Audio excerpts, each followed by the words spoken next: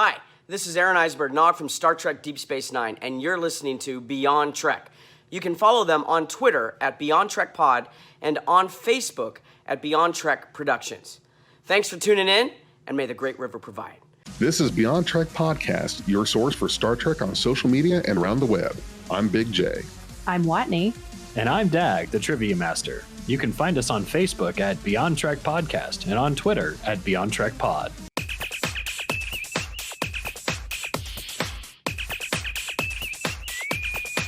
Red alert. Welcome to Beyond Trek Podcast. This is Dag, the Trivia Master. This is Watney. And today we are hosting, and I hope I get this correct, loghaD, who is our guest, a Klingon language expert. Welcome to the show. Oh, hi. Happy to be here. Yeah, it's really great to have you. So how long have you been speaking the Klingon language? I think probably since early 2006 or something. It was around the time that Star Trek Online was first announced. So I remember hearing of that back in 2005. I didn't have any interest in Star Trek at the time, but I knew that there was a language, and I figured it might be fun to role play in Star Trek Online using that language. So I started looking into it. That is really cool. That's amazing. Dedication. Yeah, I love that kind of deep dive into RP. That's great. Are you a language enthusiast in general? I would say so, yes. I'm not really a polyglot. I don't learn a lot of languages fluently, but I do generally enjoy just sort of like diving in, finding a language, finding it interesting, developing a bit of a passion for it, and then sort of like moving on to the next one. So I actually have a problem learning languages because I keep getting distracted by new languages. But Klingon has stuck with me. Yeah. How quickly can you kind of learn a language once you start to show interest in it? Like, what's the process for that? It varies quite a lot in my experience. It's for something like Klingon, which has a very regular grammar, you can learn the basics of the grammar in like a couple of weeks essentially. But then the problem is that the vocabulary is so completely removed from any language that anybody speaks, basically. Yeah. So for me, like I didn't really start speaking without a dictionary until like maybe 5 years later or something, when I think we started translating Facebook. And that's when I started using the language in my everyday life. And that's a huge factor. Like for me, something like German, which is closely connected to both English and Swedish, I could maybe gain, like some sort of conversational fluency in a year. But on the other hand, I'm currently learning Japanese. I'm like 2.5 years into it. And I can order things at restaurants. That's awesome. That's pretty much it. Yeah. It's fun. Cool. Do you ever find yourself in a moment of frustration speaking or cursing in Klingon? I do make a lot of guttural sounds in general, which some people sometimes interpret as Klingon, even though it's not. I'll sometimes gargle somewhere. But yeah, I hope I don't like deafen you, but some of my favorite and Qapla, which do come in handy sometimes. Nice. Was that guttural? Was that Qapla.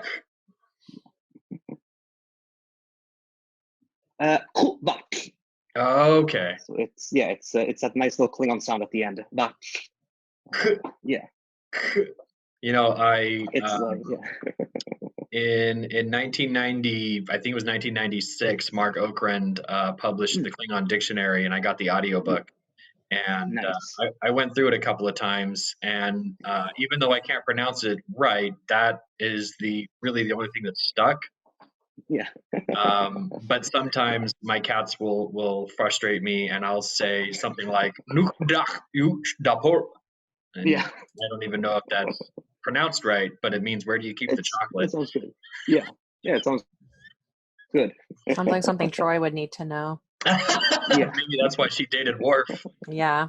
Yeah. So talking about Mark Okrand, I did a little bit of research on him. So, yeah, the Klingon language, I believe, and you can correct me because you're the expert here, but it's credited to him, James Montgomery Yeah. Scott Doohan, right?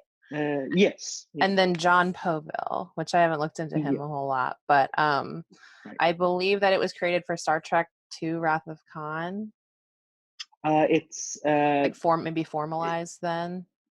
it was the first few lines of dialogue were in the motion picture. Okay. Then for Wrath of Khan, Mark Owen came in and made Vulcan. And then for Star Trek 3, The Search for Okay. Spock, Okay. he was brought in again to formalize Klingon. Was he pretty much hired for every movie after that, except for I think Star Trek Beyond, maybe? He did.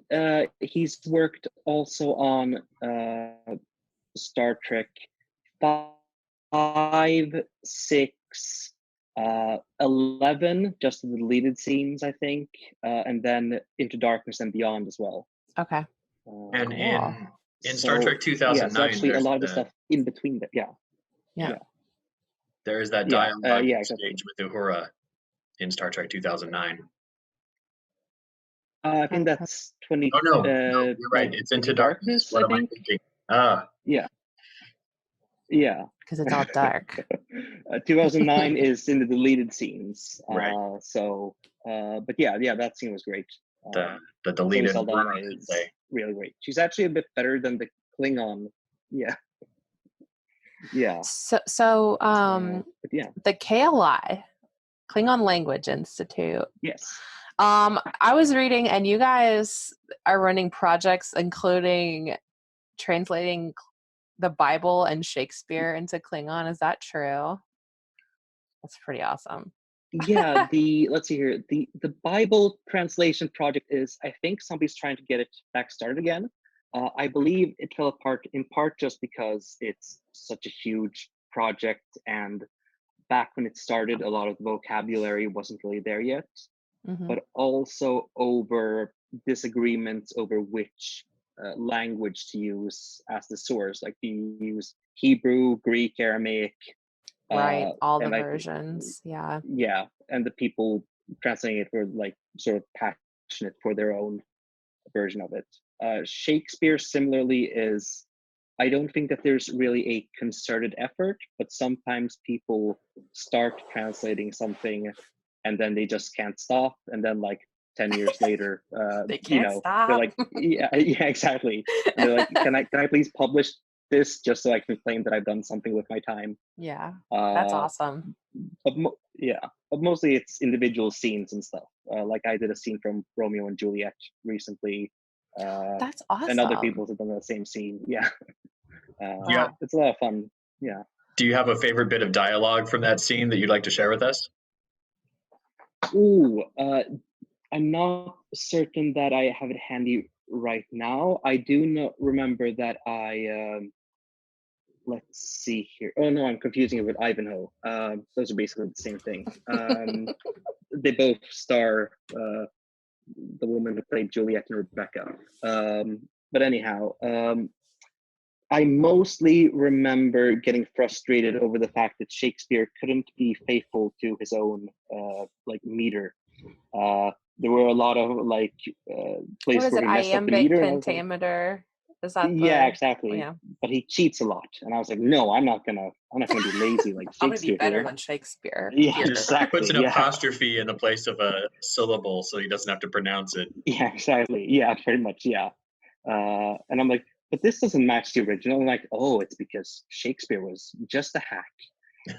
No, but it's trying to figure out wordplay that will both fit the meter and, like be even remotely clever is certainly difficult.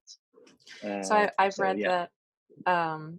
I've read that there are 6 current full published works of Klingon: Mm. The Epic of Gilgamesh, Hamlet, Mm. Much Ado About Nothing, Tao Te Ching, Yes. The Art of War, and The Little Prince. Is that about right?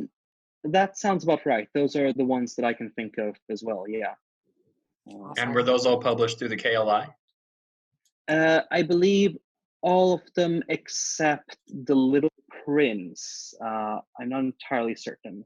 Little Prince, I think, actually can't be published in North America because the English translation or like the American distribution rights are still copyrighted, whereas in Europe it's gone to the public domain, and I think in the US it won't go into the public domain for like another 100 years or something. That makes sense. Yeah. Yeah.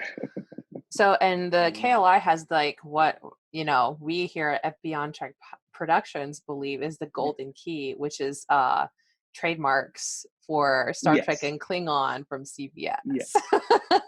Yes, exactly. I know that like it's been going back and forth if they have those or not. I think whenever they want to publish something new, they have to call somebody up.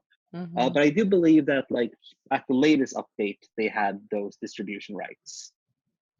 But it's something that I think it's like the director of the KLI, I think one of his biggest jobs is just like keeping track of that. Keeping track of all that Yeah. red tape. Yeah, for Yeah. sure.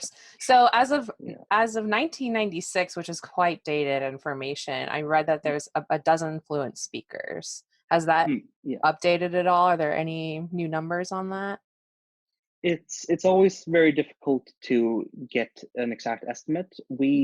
A while back, somebody tried just like doing a bit of a social chain, trying to ask people that they had spoken to, like, what Klingon speakers do you know? And then they asked all of those people, what Klingon speakers do you know? Mhm. And I think that they arrived at a figure of around 29 or something. Wow.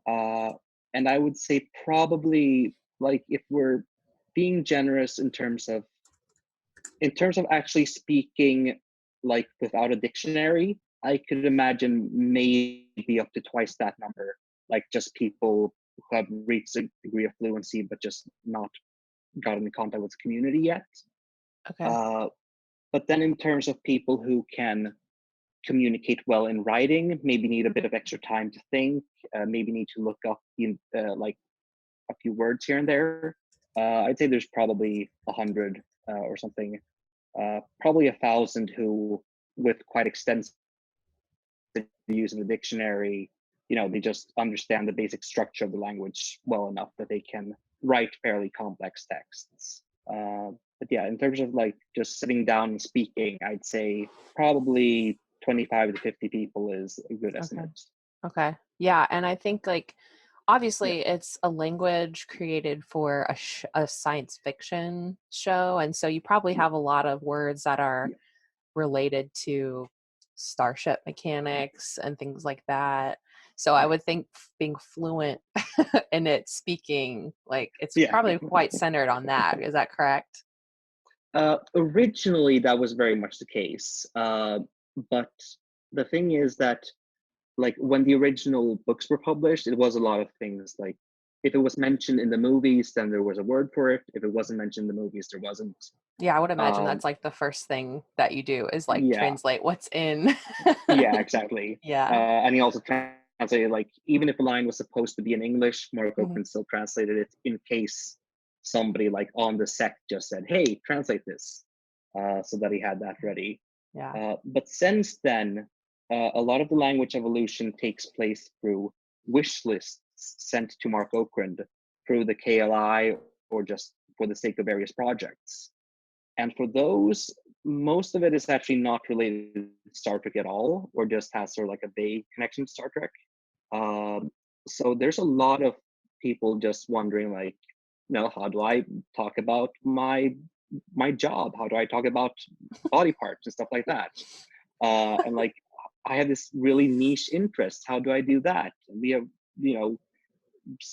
there's some disagreement. Like, do we want all these science words right now? Like there's one guy who's really into quantum computing, and I'm a bit into like another side of quantum mechanics. And we're like, do we want these words now, or do we first want a basic framework that allows us to, construct more terms later Right. on? Yeah. More Yeah, practical construction. yeah, exactly. Yeah. Yeah, Cool. yeah. So I want to talk about how well, okay, so your interest in Star Trek began with the Klingon language. Aside from the language itself, Yes. have you gotten into Star Trek, watched the series or the movies? And how has your interest path, like language starting, how has that influenced how you see the series and the movies? Yeah, so originally I was just into language, as you said, and I actually, because the only Star Trek alien I knew of, actually, like, my knowledge of Star Trek came from an old Donald Duck magazine that just had some like basic facts about Star Trek in it. Nice. And it, like, yeah, like there was I knew that there was a guy named Spock, and I knew that there was an alien language called Klingon. So I just figured, well, who run this big federation or empire or something, and they're called the Klingons, and they speak Klingon. So I was very surprised when there was a channel that was started running Star Trek Next Generation in the afternoons, and I started watching a few episodes, almost just like to laugh at how campy I knew it was going to be. Just figured, like, well, this looks very silly. I'm gonna watch this. And I'm sure that bald guy is Captain Kirk, and I don't know where Spock is, but I want to hear Oh him my speak Klingon. gosh. Yes, but then I actually, like, even though I think that I came in at a pretty bad point in the series, it was like, I think the first two episodes were like the last outpost one, so that's like, I guess, where the Ferengi come in and start quoting, like, meet some guardian who quotes Sun Tzu, and then Yep. there's the planet where all the men are sort of like subjugated, like really campy episodes. Oh yeah. But I just Really fell in love campy. with it completely. Yeah, exactly. Yeah, it's good stuff. So since then, I've in recent years, I've sort of just due to like life being stressful and stuff, I'm not entirely caught up with Discovery and all the short treks. Hmm. But I've watched everything up until, yeah, season 2.5 roughly of Okay. Discovery, Yeah, I was gonna say there's a and lot read of a lot of Klingon, books and stuff. Yeah, lots of Klingon in early yeah, Discovery. So exactly. I Yeah, thought, like, I was gonna recommend you watch it if you yes, hadn't. So yeah, exactly. Yeah, it's and that was actually uh, I actually sort of got wind of that beforehand, because I actually um, Ooh. I actually heard through the grapevine that I had been considered for that job. Uh, Oh my and gosh. I think that there were a lot of people up for consideration for that job, I should say. But like, Yeah. when I heard that, I sort of went through a phase of first, oh, that's so flattering. And then that whoever got that job had better be good. It better be somebody like Robin Stewart. I mean, if it's somebody like Robin Stewart, I won't be mad. But otherwise, and it was Robin Stewart, and she did a fantastic job, and also Alan Anderson helping her out. So they're absolutely amazing. The dialogue is really well written, and they have the dialect coaches and everything. So Hmm. it's really cool, like, because throughout most of Star Trek, like TNG, DS9, Voyager, most of Enterprise, the Klingon dialogue has actually been gibberish. So Wow. as a Klingon speaker, that's actually a bit frustrating, like watching that and being like, You're I like, want to it's enjoy not these right. scenes. Yeah, exactly. And, and like, some of it is just like word by word translations. Other stuff is just like flock the block duck, boom, blah, blah. Uh, they just yeah. So actually, like, for a while I almost had like a falling out with Star Trek. It's like, it's just that terrible show that abuses my language. But I learned to appreciate it separately from Klingon, basically. Right. Yeah. But then, like, when Discovery opens up, and like the first thing you see is some like Picard texts. I can't remember if it's like Roshli Chach or maybe it's Klingon Mach. It's either like we are Klingons, or it's something like they are approaching, and the first voice you hear is also in Klingon. And it's correct. That's exactly, yeah. Yeah, I bet that was That's like, this really is going to be amazing. good. Yes, Yeah. I was like, I was so prepared. I just had, like a nice breakfast set up. I made croissants. I was just, I had my coffee. I had everything. Set the Just mood. turn it on. Just hope, like, I hope this is good. I hope this is good. And then it's like, gosh, just. I'm like, yeah. You have like noisemakers and confetti Yeah, and exactly, like exactly, yeah. everything. We Well, made it, guys. That's awesome. You- Yeah, and I think the language in, at least the translation on the screen for the viewers, like it's very, in Discovery, it's very Yeah. like philosophical almost. Like Yeah, exactly. they talk in like, I don't even know how to really explain it, but it's like they're talking in concepts and synonyms and metaphors a whole lot. And so I Yeah. just thought it was really interesting how they went more towards that, whereas I'm sure like previous iterations are very like, this word is this and this and this and this, and it's like just conversational almost.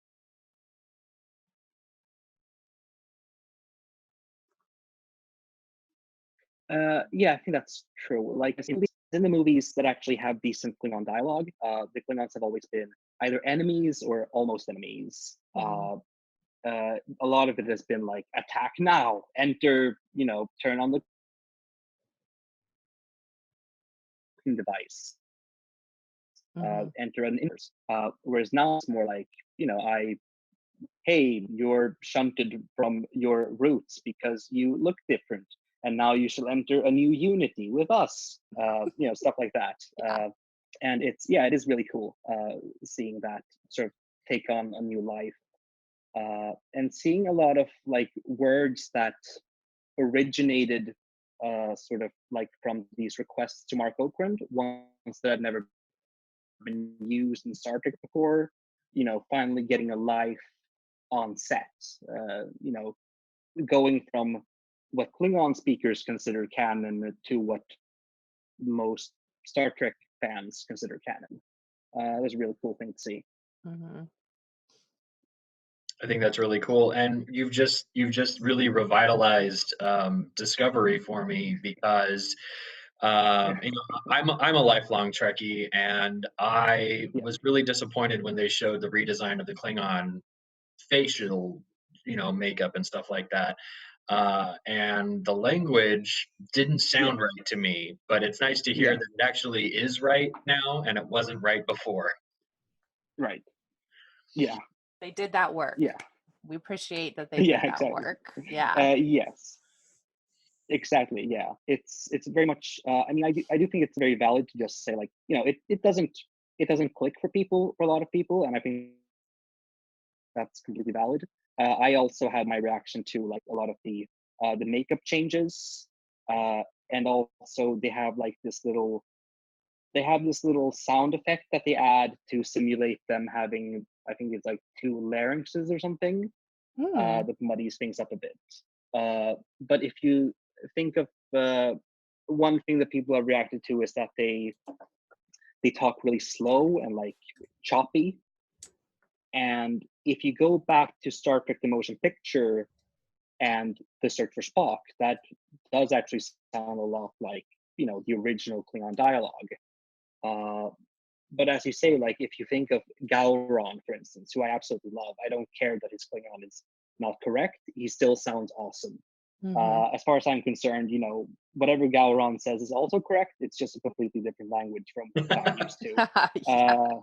And that's 24th century Klingon. He speaks high Klingon. Right. Yeah, Klingon, exactly. Yeah. They've kind of been just this culture that can be molded to fit what the show and series needs. So I have lots of love for TNG Klingons. It makes sense. Just like on Earth, there's dozens, thousands of languages. There can be dozens of variants of the Klingon language. They don't all have to be unified. Yeah, exactly. And that's even like in the Klingon community, we normally refer to our language as Klingon Hol, which is like the Emperor's Klingon, but nobody really knows like which emperor we're talking about, because I think the emperor, the Klingon Empire had actually had an emperor for several years when like the motion picture came about. So yeah, we have this weird standardized Klingon that exists in like this temporal void. Like it shows up sometimes in the 22nd century and in the 24th century and 23rd century, and it shows up in like these archaic texts as well. But then you have all these other languages, and some of them sound good, and some of them sound. But yeah, that's all. There's a lot of variety there. And then you have things like, John and Ford's Klingonize language, which is really cool but not really developed. Yeah, so there's a lot of stuff there. So when you need to like know what a word is, like, Yes. and you don't know, Yes. do you go to Mark and request that? How does that process work? So in general, we try to minimize the amount of new words that we request, simply because he has a limited amount of time, and he's quite generous with it as it is, but also because we think it's a good exercise to try to work with what we've got. So a lot of the time what we do is we make compounds from more basic terms. Like, every year I sort of translate and live tweet the Eurovision Song Contest. Obviously there isn't a word for Eurovision Song Contest in Klingon, but you can say something like the Melody Festival Song Challenge, and something like that works perfectly fine. And sometimes you have to have these long, like, relative phrases. Trying to come up with a good example. Well, I guess like yesterday I translated the game title Assassin's Creed Ragnarok, and you have to sort of figure out in those cases, do you go for a phonetic approximation? Do you go for a translation? Do you go for the modern interpretation of the word assassin, or do you go for like the original? And remember, if it's Arabic, like assassin, there. Yeah, exactly. Yeah. So I think I ended up with like assassin tir kunpuchoch. Sorry, kunpuchosh, which is like the way of the assassin. Twilight of the Gods, something like that. So you translated Ragnarok into and then into Klingon. Exactly, yes. Yeah, you take the word and make the conceptual translation of that. Twilight of the Gods. Exactly. Twilight of the Gods. That sounds like something that would resonate with the Klingons because all their gods are dead. Yes, I think actually in like Keith R.A. DeCandido's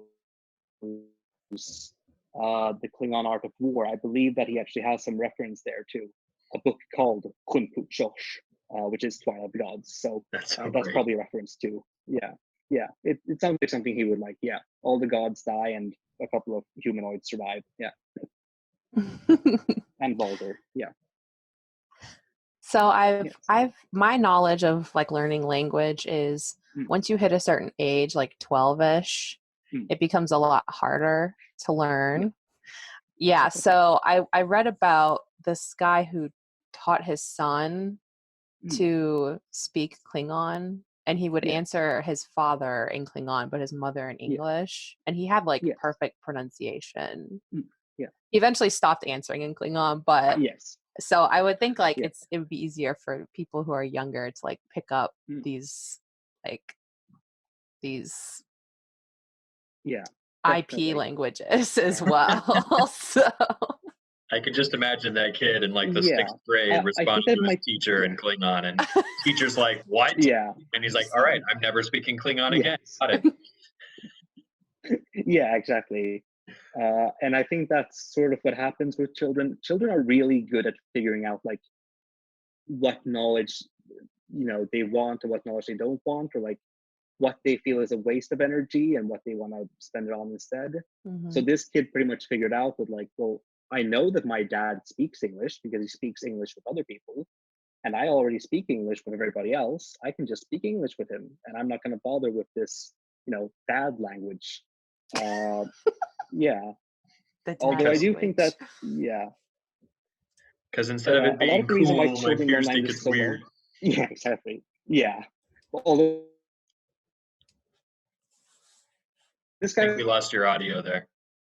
this kid was like 5 years old. That was early boy right Oh, there. he was young. Yeah. Oh, so, Okay. let's see here. Yeah. We're Let's see. good. Do you hear me now? Yep. Yeah, pretty good. Yeah. Okay. Yeah. Right. I think that one thing with language learning for children is that the reason they're so good at it is because they're exposed to it constantly, and the brain makes connections really well at that age. So I think that if you take a kid and drop it into a Klingon speaking environment where they like hear it every day, they're going to be the best Klingon speakers ever. But that's really hard to find because you need to get like 29 of us to fly in from across the world and sit in a room and just like talk to this baby. So We need to have a where Klingon intentional community where everybody who Hey, speaks it just yes, is together. he's the chosen yeah, one, the chosen child. yes, exactly. Finally, Yeah. A native exactly, yes. speaker. Yes, at last. So yeah, I think that unfortunately, like when you don't have access to that sort of like immersion, uh, you sort of need to go to the books and like learn things, grammar point by grammar point. Mhm. Uh, Yeah. So unfortunately for that, children are less good at that, unfortunately. But yeah, if you manage to, find that special someone who also speaks Klingon, and maybe have your neighbors speak Klingon, then your baby can be the first native. So yeah, that's Mm. what I'm holding out for. Yes, Well, so their little brains just sop up language so I know well. I know like it's all my friends are starting to have children now. I'm like, oh, you're so lucky. You have this little language experiment around the house.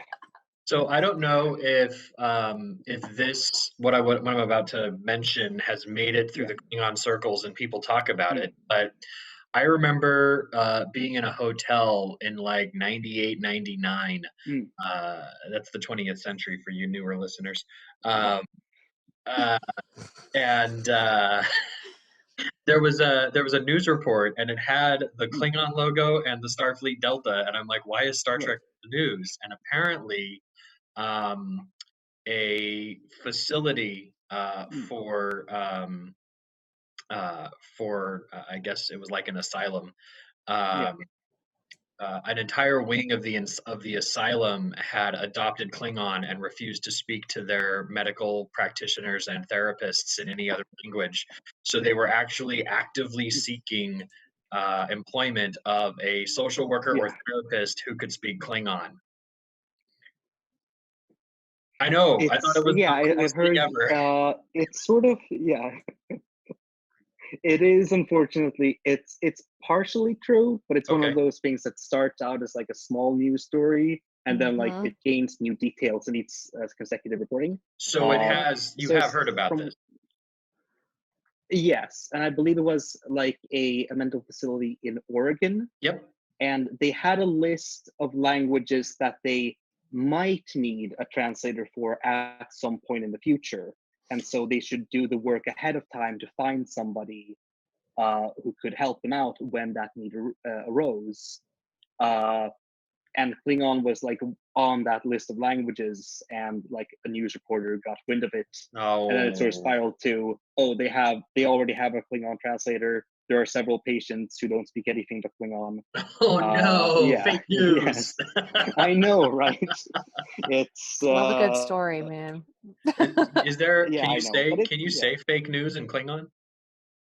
I would probably say something like, let's see, would I say Nebor literally means new information that is counterfeit. I might say something like Pojbol Dechu, like new information which deceives, or maybe dekokchu, which means so-called information which is new. Okay, I like Yes. that. Yeah. I like Yeah. So that. yeah, something You like can just say it maybe like multiple dekok. ways. Yeah. Yeah, exactly. You Yeah. can really change it based yeah, I love that. Yeah. That's so cool. Yes. Actually, I think that's in general quite a good.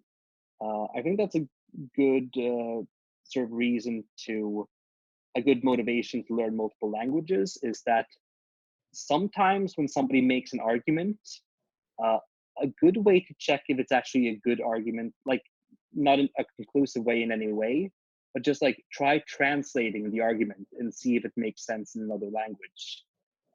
That can be a way to spot like the way that people use language tricks. Like they use words that sound the same in English, for instance, to make a point, whereas there isn't really any logical basis for their argument. So something like that can be quite helpful sometimes. Yeah. You know, there's actually an example of that in Star Trek Deep Space Really? Nine. The episode Statistical Probabilities, when the augments are watching the holodeck, the holo playback of Wei-Yun talking, one of the augments captions on it and goes, "Did you hear that? He used the Vorta word in this inflection, which doesn't mean what you think it means. It means this instead." Exactly. And that's exactly what you reminded me of. So Wow. Yeah.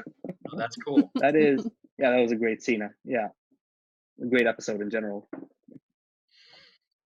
There's some good, rapid fire Trek trivia. Yeah, no, and that's where I That is the wanted king of that. Yeah. For real. I admit I don't actually have a list of questions readied for this. But yeah, I mean, I've been wrapped up in the Klingon language, not like wrapped up. I just enamored of it. I even found a woman who she might even be a part of the Klingon Language Institute. She releases covers of popular music in Klingon. Yes. And Jed Uselis. Yeah. oh, okay. Yeah. I didn't want to use any names just in case somebody matched words, but Yes.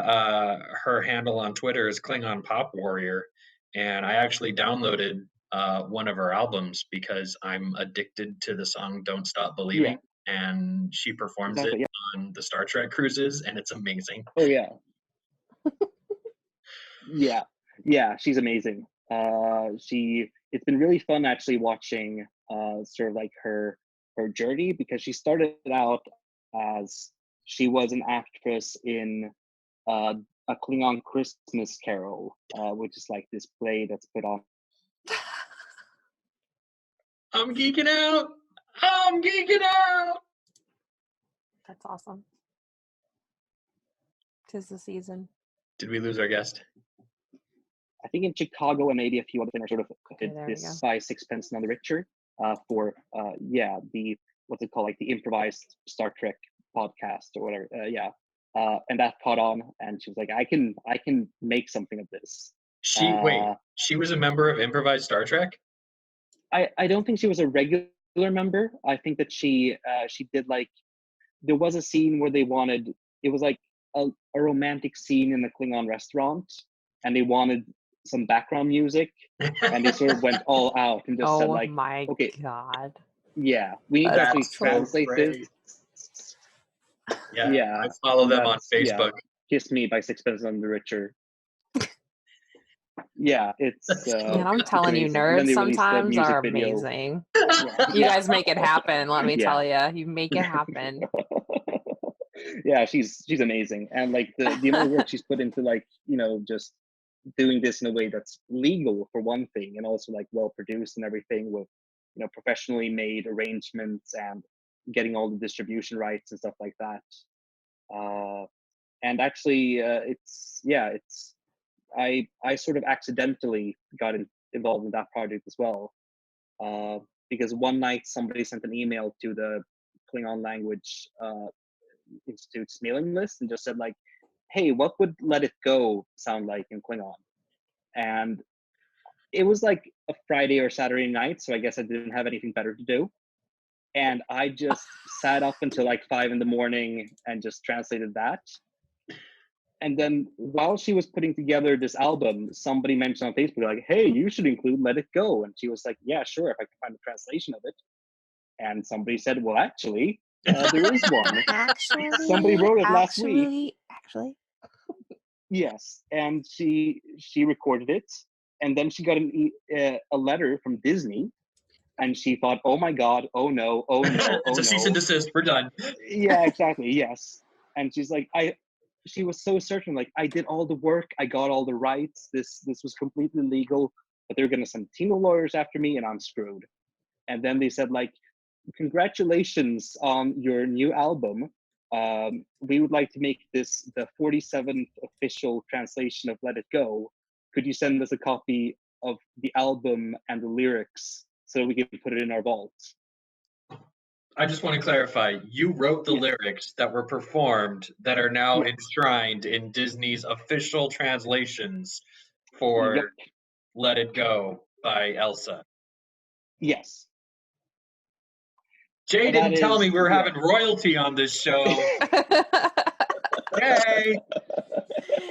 That's incredible. Yeah. Oh my gosh. Yeah. And that's what's so fun about like a niche interest like Klingon, or something that's like, it's niche, but it's also sort of popular in its own circles. Like you see things, they start out as these really small things, and then through this weird chain of events, you have something that just blows up way beyond what you were expecting. So Disney being the monolith that it is, yeah. Do you get any royalties from that? I get some royalties from like the actual album sales. Okay. But I mean, those are, I think that like the first year there was something like $5, then the second year it was something like $1, and now it's basically to the point where like, I'll send it to you on PayPal when it reaches $1. Which all right, listeners, go out and buy this album in bulk. Yes, exactly. We've got to get one dialect of the Klingon language officialized so we can have some speakers in the future. Exactly. And she First has a US new album president now as well, I think. So yeah. Yes. Yeah, and I mean she's producing a lot of new stuff. I think she's gonna be on the next Star Trek cruise as well. Or at least I think she hopes to be. So yeah, she's Star Trek 4. Is that what we're calling it? Probably. I can't say I've had the luxury. It's had a whole bunch of drama getting going. I think we talked about it on a previous episode, right? Star Trek 4, the next JJ-ish one. The new news about that is that the new director, apparently due to contract negotiations and stuff like that, they're considering tossing out the Pine cast. Because they're all really big names now, and Star Trek just doesn't carry the reputation that earns it a budget to pay all of them sufficiently. Right. And I'm over here thinking, like, don't do what DC did and have like 3 Batmans in 6 years. Just I know, right? Focus on something else. Go away from Kirk. Go away. Do something in the future. Yeah. Do Star Trek, but do it not, hey, here's a new Kirk. No. Yeah, do what the Mandalorian did and give us a separate story. Give us a separate character group. You know, I love it. I would love to see something like that. Make the universe bigger. Yeah. Yeah, exactly. Yeah. Because I guess, I haven't seen The Mandalorian. I think it's getting here in like April or something. But I guess, people were expecting a Boba Fett show, I guess. And then they said like, well, there's this whole planet and culture of Mandalorians. We can use one of them instead. Is that sort of what happened there? But yeah, it seems really good, at least. It's good. It's nuanced. It's it's well written. It's not Skywalker. So I'm all over it. Yeah. Great cinematography. Apparently they pioneered a filming technique that doesn't require the use of green screens. They project the background onto a screen behind the actors. Ah. And so Right. it's not even like green screen like this behind me is. Um, Yeah. it's Yeah. it's a digital background wall, Yeah. and it just looks more organic and natural when they're in the scene. Yeah. Yeah, it's Oh, that's like cool. similar to when they used to paint, like in Mary Poppins, they would like paint the Mhm. backgrounds of wherever they were Yeah. at to Like give the sense maps. of scale. But yeah, Yeah. I like that because then you're not stuck with green screeniness, which breaks Yeah. my immersion personally. Yeah, So exactly. Yeah. yeah. Especially now that, like, I mean, even high budget productions, like if you go to watch Avengers Infinity War, for instance, you can sort of tell because everything is so high resolution. If you start looking at like the plants and stuff, you start noticing like, oh man, there's these little artifacts there. Now my immersion is ruined. I guess Yeah. maybe I wasn't supposed to stare at those plants, but I did. They put them there for me to You, stare at. you shoved them in my face. Yeah. Digital art Exactly. It's in designer number 3D, and the plants are 325, the you're closest amazing. thing. Yeah. Yes. So Yeah. getting back to the Klingon language community, Yeah. have what friendships and relationships have been fostered by your interest in the Klingon language that you wouldn't have anywhere else? I guess. Yeah. I mean, a lot of them are purely online because we're sort of spread out across the planet. But there are maybe like a dozen Klingon speakers that I communicate with regularly and that I would consider my friends. But I know both by Klingon name and by real name, and I've started getting to know, like, yeah, sort of like seeing what their real lives are like and things like that. Mhm. There are a couple of one Klingon speaker and a couple of like Klingon language enthusiasts in Sweden as well. Mhm. So I've started to get to know them. And also, actually, Mark Okren himself has come to visit us a few times. And he is just the nicest, most interesting guy you could hope to meet. Like this whole "don't meet your heroes" thing, it doesn't apply to him at all. He is just as lovely as you would like your favorite celebrity to be. Oh, that's refreshing. He has all these stories. Yeah, exactly. He's really down to earth. He's funny. He you get a bit of wine into him, and he'll start telling you things about Star Trek productions that he shouldn't. Uh, yeah, Does he like it's so podcasts? much So fun. just asking for a friend. He, he he does do them occasionally. Like if you Google like Mark Okren podcast, he definitely does. A few of them a year at least. So Oh, okay. I wouldn't Cool. rule it out. Yeah. I mean, he's Yeah, super educated. he's, I mean, he did like his dissertation like at Berkeley Yeah. and he worked at the Yeah. Smithsonian, right? I mean, he is a dyed in the wool linguist, and I just think it's so certainly. cool that he worked on it and Yeah, developed definitely. this for our fandom and Yeah. special. There's a great like talk you can look up. I think it's titled something like School of Thought, and then like Mark Okren, how researching a dead language gave rise to a new one. And he talks about both his dissertation into a language called Mutsun, which was essentially an extinct language when he studied it. He studied like recordings and texts of it, but not. He didn't have any native speakers to talk to.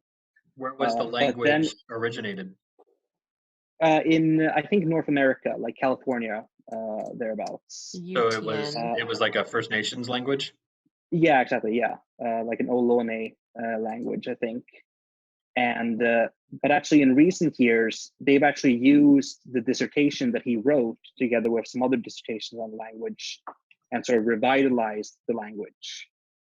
So now there's actually a community of people speaking a language that for a few decades didn't have any speakers at all. So that's a really cool thing. Just seeing how language can come back like that. That's beautiful work. That is humanitarian work. Yeah, exactly. Making sure knowledge is not lost. Yeah. Exactly. That's beautiful. Yeah, that's beautiful. Yeah. And that's also like, it's a pretty fun thing with the Klingon language community. Like a lot of people say, why are you learning Klingon when you could be learning, all these endangered languages? And sort of like a fun fact is that a lot of Klingon speakers do, because they just love language in general. Like there's one Klingon speaker going around in Burma or Myanmar and like studying local dialects, like endangered dialects of Burmese. I'm personally like trying to get involved with the Gutnish language in Sweden. There's, I think Robin Stewart has studied like Quechua or something. I'm not entirely certain. Or no, sorry, I think it's Cree. I can't quite remember.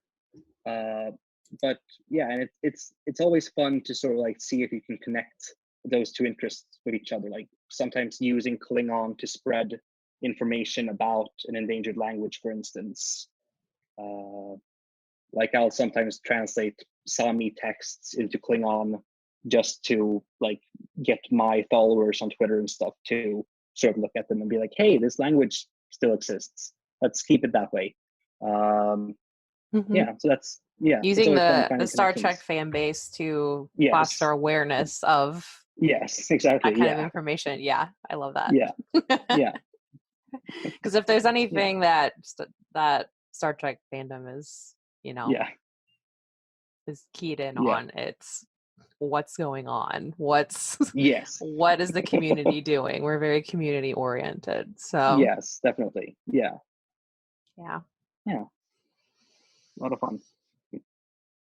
Well, I think that's time for us. Would you be able to do maybe one on the fly translation before we close out? Yeah, I can certainly give it a shot. Would you be able to say, hi, my name is, and you're listening to Beyond Trek Productions? You don't have to translate the name of the podcast, just the call. Right. And can we use it for the show? Yes, you absolutely can. Okay. So I'll try to do, I guess I'll do one version where I don't translate the name, and then one where I do. So just actually, Beyond is one of those. I want to get a drum roll sound effect for this moment. Exactly. Yeah, Big J. Post-production that in. So first of all, I'm not going to say hi because Klingons don't say hi. Good. But I can say, I'm loghaD, and you're listening to Beyond Trek Productions. Right. So that would be loghaD edge hovling. Sorry, no, that was right. loghaD edge Beyond Trek Productions the edge so that that's awesome. and yes. And in complete Klingon, that would be loghaD edge hovling high the edge. So how do you just say that? How do you just say Beyond Trek Productions then? What's that snippet? So I actually just said like Beyond Star Trek. So that was like it's the word for star, journey, and area beyond something, and that's hovling high. That's way cool. Cool. Yeah. Yeah. Thank you. Productions, I think, would depend on like, Productions is difficult.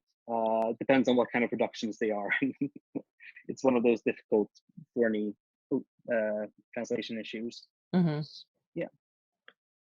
Well, thank you so much for joining us in what is your evening. We really appreciate it.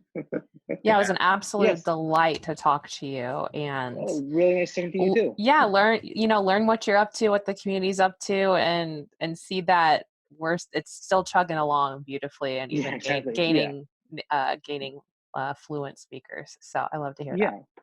And in the coming year, with Picard coming out in less than 2 weeks, Lower Decks coming out, and I'm sure new things on the horizon. Probably. If there is news on the Klingon front, you're going to be the first person that we go to, and we hope we can show again. Right. Yeah, that would be lovely. Yeah. All right. Well, thanks everybody for tuning in. And this is Dag, Watney, and loghaD from Beyond Trek Productions. Bye. Bye. We are Beyond Trek Podcast. Lower your inhibitions and surrender your ears. We will add inspirational and hilarious Trek content to your day. Your attention will adapt to subscribe to us. Resistance is futile.